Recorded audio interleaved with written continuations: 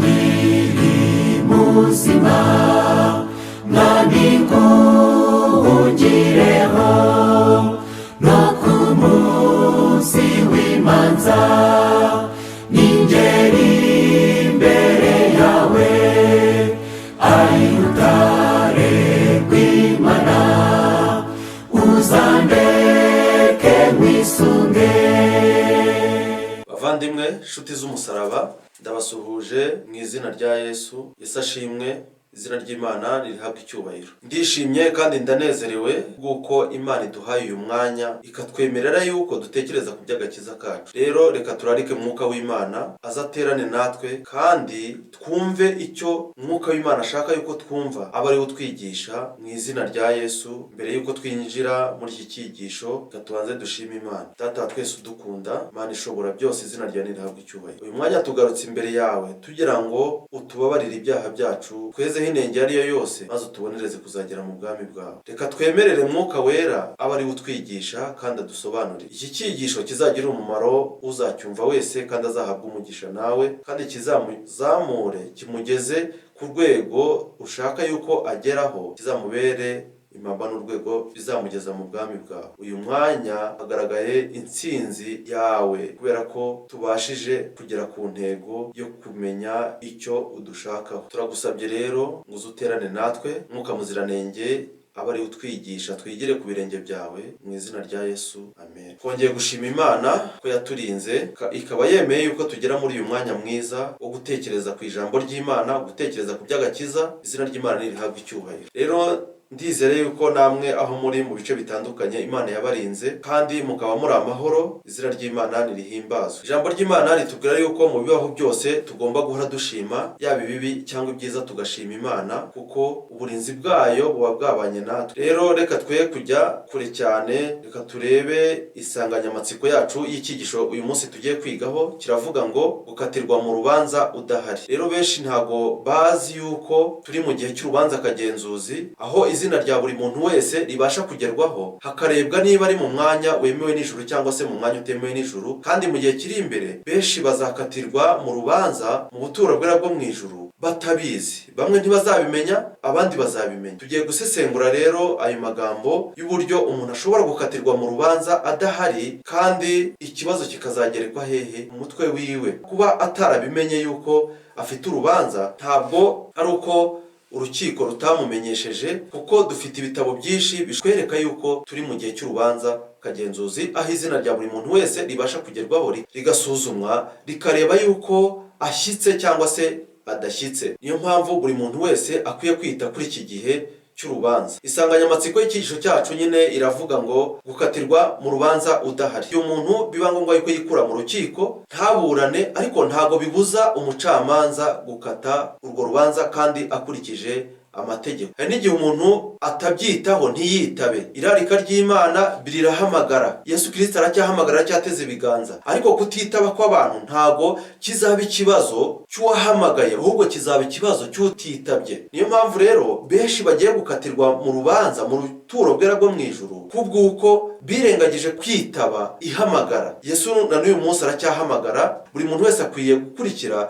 ikintu icyo ari cyo cyose kijyanye n'icyo ijuru ridusaba. Tugiye kureba amagambo aboneka mu gitabo cy'ibyaduka byo mu minsi y'imperuka, ni ku gihamya cya 883. Igihe Ellen White yabazwaga ku kintu kijyanye n'irangira ry'imbabazi, yabasubije muri aya magambo. Arababwira ngo nakiriye amabaruwa ambaza niba mfite umucyo wihariye ku bigendanye n'igihe kirangira ry'imbabazi, kandi subiza ko ubutumwa rukumbi mfite bwo muri iki gihe cy'imperuka ari uko ubu ari igihe cyo gukora hakiri ku manywa. Yabasubije yuko ubu ari igihe cyo gukora hakiri ku manywa. Impamvu yababwiye ko ari igihe cyo gukora hakiri ku manywa nuko iyo ari nijoro umuntu ntabasha gutera intambwe, umuntu ntabasha kugenda. Kugira ngo ubashe kugenda wifashisha iki? Wifashisha itoroshi cyangwa se ukifashisha itara. Mu gihe rero iryo tara ridahari ntabwo wabasha gutera intambwe mu gihe umwijima wabuditse, ndetse ntiwabasha no gukora akazi. Rero yarababwiye ngo mukore hakiri ku manywa, mu gihe hakiri ku manywa,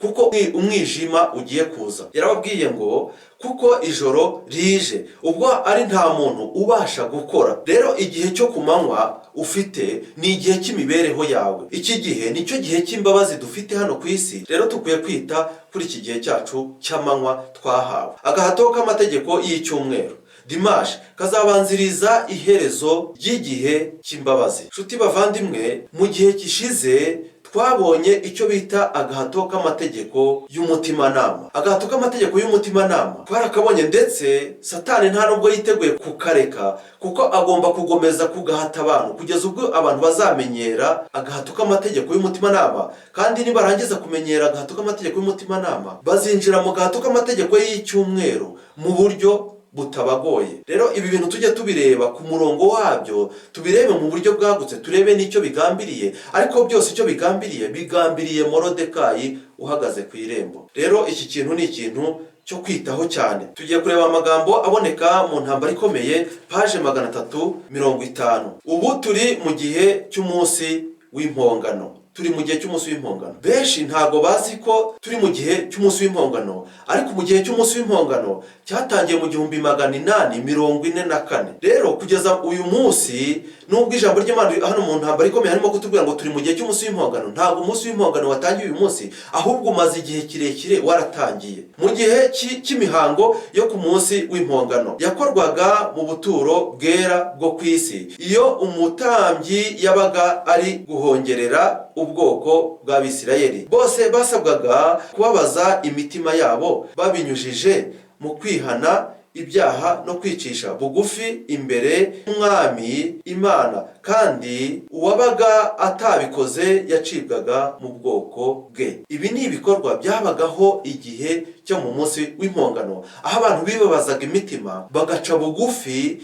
bakihana ibyaha byabo, ndetse bakatura ibyaha byabo, bagategereza igihe umutambyi yagiriye ahera cyane, bakamutegereza kugeza igihe ari buvireyo, kugira ngo bamenye yuko bababariwe ibyaha. Umuntu utarakoraga iki kintu yacibwaga mu iteraniro, cyangwa se agacibwa mu bwoko bw'Abisiraheli. Rero icyo gihe cy'umunsi w'impongano, uyu munsi nabwo hagomba kubaho icyo kintu cyo guca bugufi no kubabaza imitima no kwatura ibyaha, kuko turi mu gihe cy'umunsi w'impongano. Mu buryo nk'ubwo, muri iyi minsi mike isigaye y'igihe cy'imbabazi, abantu bose bifuza ko amazina yabo atandukurwa mu gitabo cy'ubugingo bakwiriye kwibabariza imbere y'Imana, batewe agahinda n'icyaha kandi bafite kwihana nyakuri. Bakwiriye kwinira bakisuzuma mu mitima yabo. Ibi bikorwa nibyo bigomba kubaho, iyi myitwarire cyangwa se ibi bikorwa nibyo bikwiye kubaho muri iki gihe cy'umunsi w'impongano. Dukomeze aya magambo turebe icyo atubwira kuri uyu munsi w'impongano. Umwuka udafashije kandi w'ubupfapfa ugundiriwe na benshi bavuga ko ari abakristo ugomba kurekwa kugira ngo bajye muri ibi bikorwa by'umunsi w'impongano. Uyu mwuka udafashijwe ugomba kurekwa imbere y'umuntu wese ushaka gutsinda ingeso mbi zirwanira kugenga umuntu. Hari urugamba rukomeye. Umuntu wese ushaka gutsinda ingeso mbi agomba kurwana urugamba rukomeye, kandi urwo rugamba rukomeye rugomba kurwanirwa imbere mu mutima w'umuntu. Umurimo wo kwitegura ni uw'umuntu wese ku giti cye.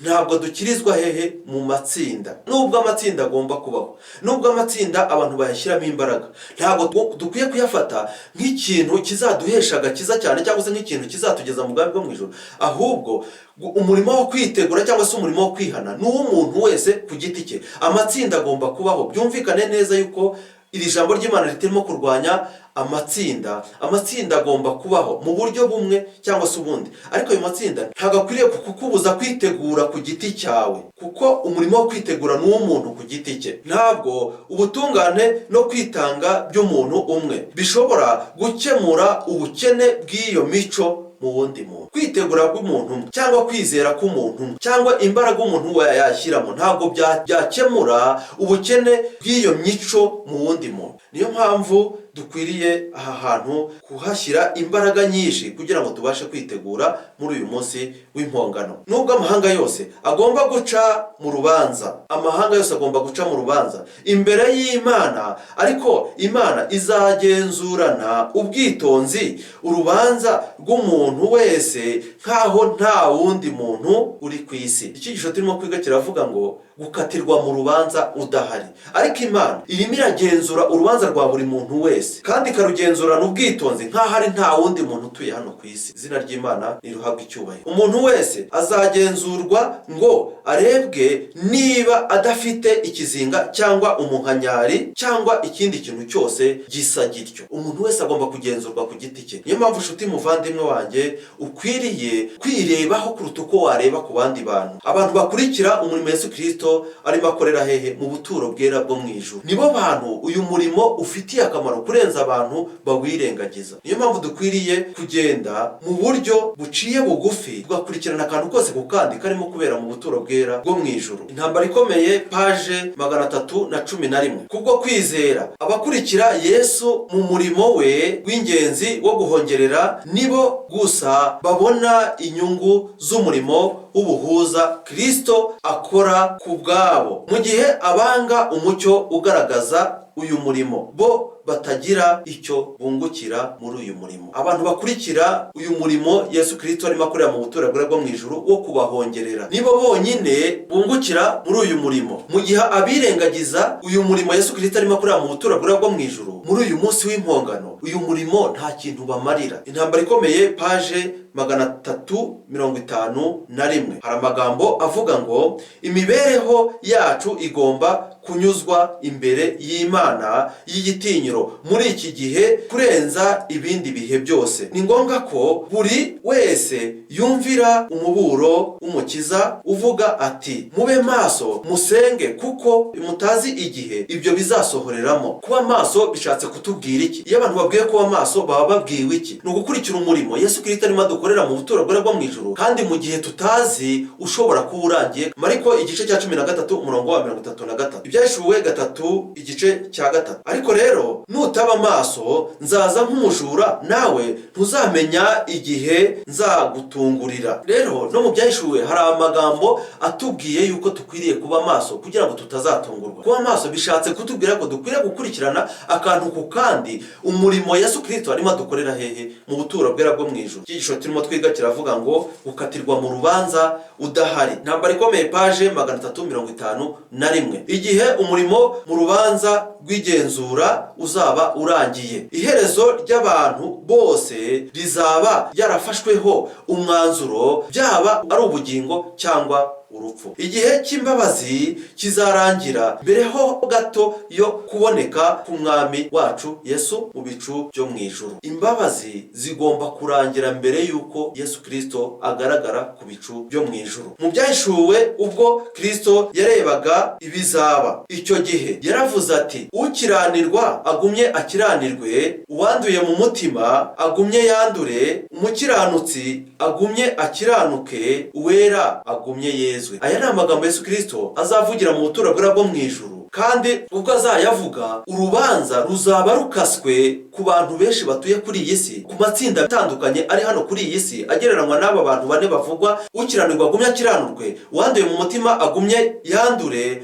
umukiranutsi agumye akiranuke, uwera akomeze yezwe. Abantu benshi bazaba bafatiwe umwanzuro, bazaba bakatiwe mu rubanza badahari, ariko tubona yuko harimo n'abazaba bahari. Nk'aha havuga ngo uwera agomeze yezwe, nanakatirwa mu rubanza mu buturo bwera bwo mu ijuru azaba abizi yuko yakatiwe. Tubona amatsinda ahagarariwe n'aba bantu bane hano babwiwe aya magambo batazamenya yuko bakatiwe mu buturo bwera bwo mu ijuru mu rubanza, kubera yuko banze kwejesha imitima yabo kumvira ukuri. Ariko muri abo bantu ntabwo harimo uyu nguyu ukiranuka. Tusangamo ba Mose, ba Eliya, ba Enoki n'abandi. Abo ngabo bazakomeza gukiranuka, ariko tubonamo uwera ngo nakomeze yezwe. Uyu nguyu niwe uzamenya igikorwa cyabaye muri icyo gihe, kuko uyu nguyu ntabwo azaba yararangaye, ndetse uyu nguyu azaba yarejesheje umutima we kumvira iki? kumvira ukuri. Intambara ikomeye, paje 351. Intungane n'abanyabyaha bazaba bakiri ku isi bafite imibereho yabo ipfa. Abantu bazaba bahinga, bubaka, barya kandi banywa, bose batazi ko umwanzuro uheruka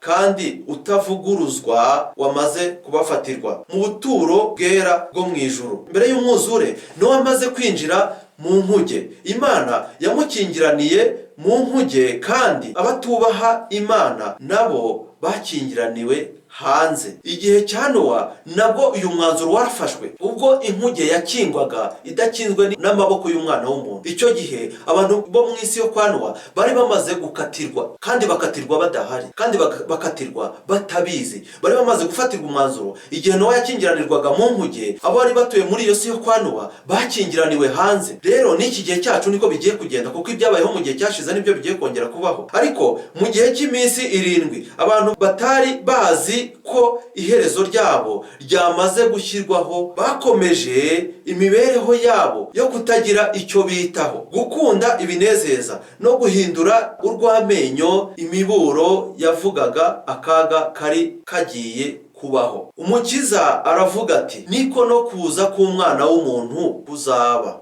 Matayo 24:39. No muri iki gihe cyacu niko bizagenda. Abantu bazirengagiza imiburo y'ubutumwa bwiza, ndetse bavuga yuko abatanga iyo miburo ari abaka ndetse ari abasazi. Niko bigiye no kuzagenda muri iki gihe cyacu. Abantu bazirengagiza kwejesha imitima yabo kumvira ukuri. Ubu muri iki gihe ntabwo abantu bagikeneye kumvira ukuri, kuko amatwi yabo azaba barya, bifuza kumva inyigisho zihwanye n'irari ryabo. Rero ibyabayeho nibyo bigomba kongera kubaho. Nk'uko umujura wa nijoro aza bucece ntawe umubona, niko bizaba no ku isaha iheruka, izaranga iherezo rya buri wese, ndetse no gukurwaho guheruka ku itangwa ry'imbabazi ku banyabyaha. Ntiturakabona guhangana rusange. Kuri ubu imiyaga 4 iracyafashwe kugeza igihe abagaragu b'Imana bazashyirwaho ikimenyetso mu ruhanga. Rero imiyaga iracyafashwe kugira ngo abagaragu b'Imana babanze gushyirwaho ikimenyetso. Ubwo abagaragu b'Imana bategereje gushyirwaho ikimenyetso, cyangwa se ubwo ijuru ryiteguye gushyira ikimenyetso ku bagaragu b'Imana, ni nako Satani nawe mu buryo bumwe cyangwa ubundi arimo asukiranya ibikorwa bitandukanye kugira ngo abantu nawe abashyireho ikimenyetso mu ruhanga cyangwa se mu kiganza. Ubwo ubutware bw'isi burimo buhuriza imbaraga zabwo hamwe mu ntambara iheruka, ubwo nibwo ubutware bwo ku isi buzahuriza imbaraga zabwo mu ntambara ikomeye iheruka. Ibyaduka byo mu minsi imeruka, igihamya cya 846. Marayika wari ugarutse avuye ku isi avuga ko umurimo we wakozwe, ko ikigeragezo giheruka cyamaze kugera ku isi, kandi ko abagaragaye ko bitondera amategeko y'Imana bakiriye ikimenyetso cy'Imana ihoraho. Noneho Yesu ahagarika umurimo we w'ubuvugizi wo mu buturo bwo mu ijuru, azamura amaboko maze avuga ijwi rirenga ati, birarangiye. Aya magambo birarangiye agomba kongera kuvuga kandi akumvikana mu matwi y'abantu muri iki gihe giheruka. Aya magambo Yesu yavugiye ku musaraba ubwo yavugaga ngo birarangiye, ariko uko abantu banze kwejesha imitima yabo kumvira ukuri muri iki gihe batazasobanukirwa n'aya magambo, ni nako abayuda byagenze. Ubwo Yesu Kristo ari ku musaraba yavuga ngo birarangiye, ntabwo bigeze basobanukirwa yuko ibyari birangiye ari amategeko y'imihango y'ibitambo yakorerwaga mu buturo bwera bwo ku isi. Icyagaragaga yuko batasobanukiwe nayo ni uko bafashe umwenda bakawudoda, barangiza kuwudoda bagakomeza kugenza gute, bagakomeza gutamba ibitambo, kandi igitambo kizima cyagenje gute, cyabonetse. No muri iki gihe cyacu niko bigiye kugenza. Ubwo Yesu Kristo agiye kuvuga ngo birarangiye, iri jambo ngo birarangiye ntabwo abantu bazarisobanukirwa, ndetse bishatse kuvuga yuko abantu bagiye gukatirwa mu rubanza badahari. Nicyo bisobanuye. Igihe cy'imbabazi kizarangira mu buryo butunguranye kandi butitezwe. Yesu nahagarika kwingingira umuntu, imyanzuro ya bose izaba yafashwe ubudasubirwaho, gukatirwa mu rubanza udahari. Igihe cy'imbabazi kirarangira, kuvuganirwa na Kristo mu ijuru birahagarara, kandi icyo gihe kiza gitunguye bose, kandi abirengagije kwejesha umutima wabo kumvira ukuri basangwa basinziriye. Ni bande bazasanga basinziriye? Ni abantu birengagije kwejesha imitima yabo kumvira iki? Kumvira ukuri. Ubwo twatangiraga twabonye amagambo avuga ngo ni igihe cyo gukora hakiri ku manywa kuko ijoro rije. Aba bantu igihe cy'amanywa yabo bagikoresheje nabi, none bagomba gutungurwa. Niyo mpamvu inshuti muvandimwe, ubwo urubanza rugiye gukatirwa mu buturo bwera bwo mu ijuru, kandi rugakatwa abantu bamwe badahari, genda kwifuriza gukurikirana akantu ku kandi ku murimo Yesu Kristo adukorera mu buturo bwera bwo mu ijuru, kugira ngo ubwo agiye kuvuga ngo birarangiye utazasangwa usinziriye. Gukatirwa mu rubanza udahari, igice cya mbere. Mu gihe umucuruzi azaba yarundukiye mu kwiruka ku nyungu, ukunda ibinezeza akurikiye ibyo ararikiye, umukobwa watwawe n'ibigezweho akirimbisha, byashoboka ko muri icyo gihe umucamanza w'isi yose yaca iteka ngo wapimwe mu gipimo usangwa udashyitse. Aya magambo ngo yabwiwe Belushazari ubwo yanyweraga mu bikombe by'Uwiteka abinyweramo inzoga, ijuru ryamushyize ku munzani, rirangije kumushyira ku munzani risanga ko adashyitse. Bityo mu gihe bari bari mu nkera, basinze, bavuyaraye, banyweye, bagiye kubona babone batungurwa n'ikiganza ku rusiga cyandika amagambo avuga ngo meni meni tekeru farisira, bisobanurwa ngo wapimwe mu gipimo usanga udashyitse, ubwami bwawe urabunyazwe, buhawe Abamedi n'Abaperesi. Iryo joro Belushazari, ingabo z'Abamedi n'Abaperesi zaraye zimugose ziramugota. Iryo joro zaraye zifashe ubwami bwa Babuloni, ndetse Belushazari aricwa ndetse apfa arimbutse. Ni nako bigiye kugenda ubwo abantu muri iki gihe cyacu bagiye gukatirwa mu rubanza mu buturo bwera bwo mu ijuru, ariko bagenje gute? Badahari. Mu buryo busa nk'ubwo abantu bagiye gukatirwa mu buturo bwera bwo mu ijuru batagenje gute? Badahari. Ubwo urubanza akagenzuzo ririmo kuba, ndakwifuriza yuko ijuru ryagupima kandi rigasanga ushyitse. Muri iki gihe kisoza amateka y'isi, abantu bagiye gukatirwa mu buturo bwera bwo mu ijuru mu rubanza kandi batagenje gute? Badahari. Abantu bagiye gushyirwa ku munzani. Ubwo urubanza akagenzuzo ririmo riba uko bwije n'uko bukeye, urubanza rwa buri muntu wese rukagenzurwa kandi rukagerwaho. Birashoboka yuko izina ryawe ryagerwaho uyu munsi. Mbese izina ryawe rigezweho uyu munsi ryagupima rigasanga ushyitse? Mbese turi mu gihe cy'umunsi w'impongano, aho abantu bakwiriye kwicishiriza bugufi imbere y'Uwiteka, bakihana ibyaha byabo, bakibabaza mu mitima, bagategereza ko umutambyi ava hera cyane. Umutambyi uva hera cyane ubu ngubu ni Kristo, ariko mu gihe kitari cyakure agomba kuba arangije umurimo wiwe wo mu buturo bwera bwo mu ijuru. Mbese uzaba uhagaze mu ruhe ruhande ubwo Yesu azavuga ngo birarangiye, urubanza rwa buri muntu wese ko ruzaba rumaze gufatirwa umwanzuro? Reka turebe mu gitabo cy'ibyaduka byo mu minsi y'imperuka, igihamya cya 853. Igihe umwanzuro udasubirwaho uzaba wamaze gufatirwa mu buturo bwo mu ijuru, kandi isi ikazaba yamaze gushyirirwaho iherezo ry'umurage w'iteka byose. Abatuye isi ntibazaba babizi. Ni bande batazaba babizi? Ni abanze kwejesha imitima yabo kumvira ukuri, ni abirengagije gukurikirana umurimo akantu ku kandi Kristo arimo adukorera hehe? Mu buturo bwera bwo mu ijuru. Ibyo bintu bakabirenza amaso, ibyo bintu bakabigira nkaho nta gaciro bifite, bagakomeza kwisekera imibura abantu abagaragu b'Imana babagezaho, nk'uko byari bimeze mu gihe cyo kwa Nowa. Gufatirwa umwanzuro mu buturo bwera bwo mu ijuru ntago bazabimenya, ndetse bazasangwa basinziriye. Imihango y'idini izakomeza gukorwa n'abantu bageze aho